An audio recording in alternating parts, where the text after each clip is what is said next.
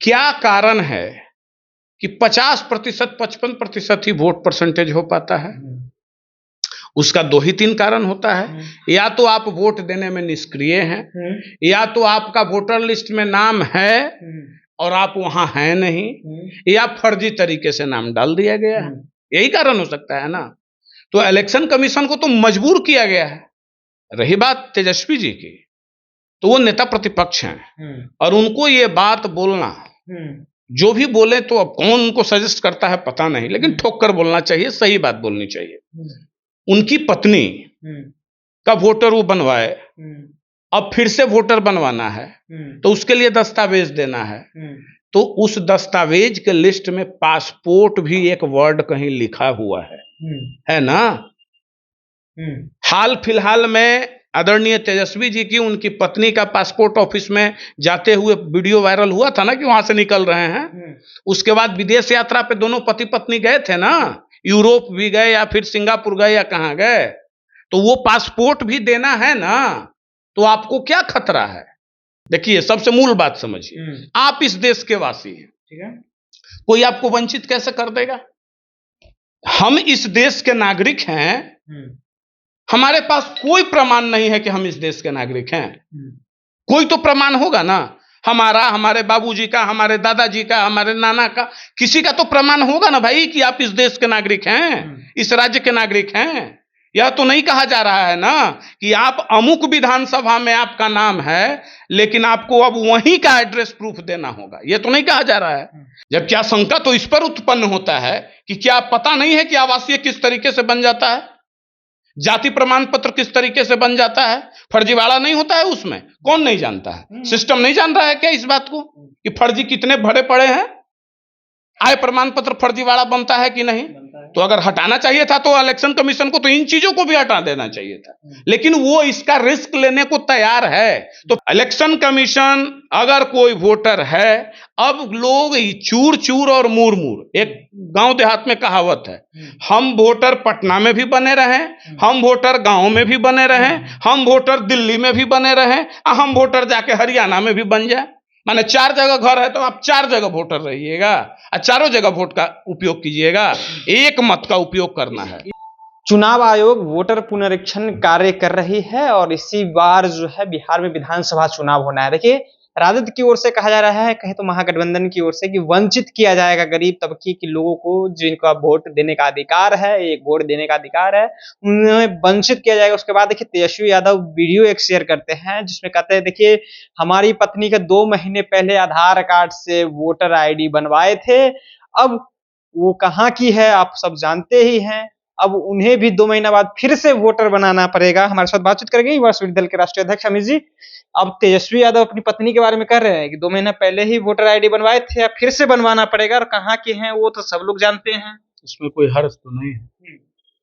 नेता प्रतिपक्ष हैं, संविधान प्रदत्त शक्तियों के आधार पर इलेक्शन कमीशन इस कार्य को कर रही है, रूटीन वर्क है, ये हमेशा होते रहता है। इस बार गहन पुनरीक्षण कराने का रीजन है कुछ। रीजन नंबर 1 आप जानिए, मतदाता कहने के लिए 7,84,00,000। आखिर इसकी आवश्यकता क्यों पड़ी, ये बिहार की जनता को जाननी चाहिए, और ये कोई राजनेता बता नहीं रहे हैं कि इलेक्शन कमीशन को इसकी आवश्यकता क्यों पड़ी कराने। पहला कारण है कि क्या कारण है कि 50%, 55% ही वोट परसेंटेज हो पाता है? उसका दो ही तीन कारण होता है। या तो आप वोट देने में निष्क्रिय हैं, या तो आपका वोटर लिस्ट में नाम है और आप वहां हैं नहीं, या फर्जी तरीके से नाम डाल दिया गया है। यही कारण हो सकता है ना। तो इलेक्शन कमीशन को तो मजबूर किया गया है कि भाई इस तरह की चीज हो, तो अब इस चीज को वो जांचना चाह रही है। रही बात तेजस्वी जी की, तो वो नेता प्रतिपक्ष हैं और उनको ये बात बोलना, जो भी बोले तो अब कौन उनको सजेस्ट करता है पता नहीं, लेकिन ठोक कर बोलना चाहिए, सही बात बोलनी चाहिए।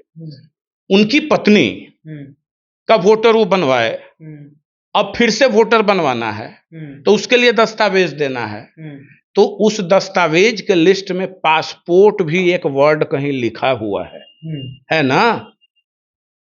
हाल फिलहाल में आदरणीय तेजस्वी जी की उनकी पत्नी का पासपोर्ट ऑफिस में जाते हुए वीडियो वायरल हुआ था ना कि वहां से निकल रहे हैं। उसके बाद विदेश यात्रा पे दोनों पति पत्नी गए थे ना, यूरोप भी गए या फिर सिंगापुर गए या कहाँ गए, तो वो पासपोर्ट भी देना है ना, तो आपको क्या खतरा है? जो इस देश का वासी है, देखिए सबसे मूल बात समझिए, आप इस देश के वासी हैं, ठीक है, कोई आपको वंचित कैसे कर देगा? हम इस देश के नागरिक हैं, हमारे पास कोई प्रमाण नहीं है कि हम इस देश के नागरिक हैं। कोई तो प्रमाण होगा ना, हमारा, हमारे बाबूजी का, हमारे दादाजी का, हमारे नाना का, किसी का तो प्रमाण होगा ना भाई कि आप इस देश के नागरिक हैं, इस राज्य के नागरिक हैं। यह तो नहीं कहा जा रहा है ना कि आप अमुक विधानसभा में आपका नाम है लेकिन आपको अब वहीं का एड्रेस प्रूफ देना होगा, यह तो नहीं कहा जा रहा है।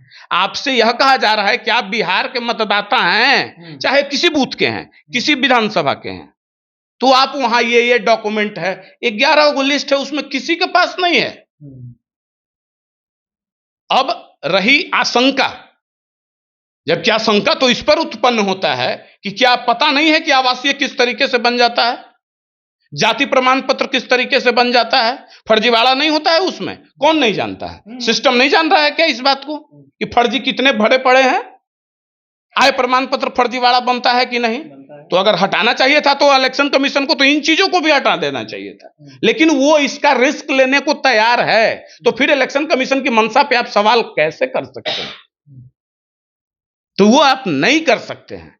इलेक्शन कमीशन, अगर कोई वोटर है, अब लोग चूर चूर और मूर मूर, एक गांव देहात में कहावत है, हम वोटर पटना में भी बने रहें, हम वोटर गांव में भी बने रहें, हम वोटर दिल्ली में भी बने रहें, हम वोटर जाके हरियाणा में भी बन जाए। माने 4 जगह घर है तो आप 4 जगह वोटर रहिएगा और चारों जगह वोट का उपयोग कीजिएगा, एक मत का उपयोग करना है। इसी को लेकर के पूर्णिया से निर्दलीय सांसद है पप्पू यादव, वो दफ्तर को आरएसएस बता दिए। उसके बाद संजय जायसवाल जो कि सांसद है, उनका बयान आया था कि ये लोग बूथ लूट करके विधायक बनते रहे हैं। क्या पप्पू यादव बूथ लूट करके विधायक बनते रहे हैं? अब देखिए, आदरणीय पप्पू यादव जी बड़े भाई हैं, सांसद हैं, और उनकी बातों को आप अदरवाइज मत लीजिए। कुछ बातों को अदरवाइज लेने की आवश्यकता नहीं है। उनकी शैली है, उनकी जो भाषाई शैली है, वो बोलने के फ्लो में जब उनका बीपी बढ़ता है तो वह कुछ से कुछ बोल देंगे, किसी को चोर लुच्चा कुछ भी कह सकते हैं। तो वो बहुत सीनियर लीडर, मर्द भी कह दिए, अरे वो कुछ भी कह सकते हैं। अब ये आदरणीय दिलीप जायसवाल जी के और उनके बीच का मामला है, संजय जायसवाल जी के बीच का मामला है, लेकिन कतई किसी जनप्रतिनिधि को यह शोभा नहीं देता है कि किसी भी जनप्रतिनिधि हो या ना हो, आम व्यक्ति के खिलाफ भी कोई भी असंवैधानिक भाषा का प्रयोग किया जाए। मर्द होने पर भी सवाल है। अब वो तो भाई ये एकदम असंवैधानिक बात है ना, बिल्कुल असंवैधानिक बात है। ऐसी भाषा का प्रयोग नहीं करना चाहिए। आप जनप्रतिनिधि हैं, जनता के बीच क्या परसेप्शन। लेकिन पप्पू यादव जी के बारे में यह जाना जाता है कि जब वो गुस्से में आते हैं तो वो कुछ से कुछ, उनका राजनीति करने का तौर तरीका ही अलग है। इसका मतलब ये थोड़े ना है कि पप्पू यादव जी कम पढ़े लिखे हैं या उनको इसकी जानकारी, बिल्कुल है, सब चीज है, लेकिन उनका ये तरीका है। चलिए, तो पप्पू यादव का वो तरीका है, जिस तरह से संजय जायसवाल के ऊपर हमलावर हुए थे, मर्द होने पर भी सवाल कर दिए थे। ये चुनाव आयोग को लेकर के तेजस्वी यादव ने जिस तरह से वीडियो बनाया और वीडियो बनाकर डाला कि देखिए अब हमारी पत्नी कहाँ की है, सब लोग जानते हैं। 2 महीना पहले ही जो है उनका वोटर लिस्ट में नाम जुड़वाए थे, अब फिर से जुड़वाना पड़ेगा। तो देखिए, इन्होंने साफ तौर से सवाल पूछा कि देखिए 11 में से कुछ ऐसे भी कार्ड के नाम इन्होंने गिनाया जो आपके पास है, वो दे सकते हैं, दे दीजिए ना। चुनाव आयोग ने सही काम कर रहा है, ये करना चाहिए। फिलहाल आपकी क्या प्रतिक्रिया है? अपनी प्रतिक्रिया नीचे कमेंट बॉक्स में रखिएगा। आप देख रहे थे जनता एक्शन। बहुत बहुत धन्यवाद।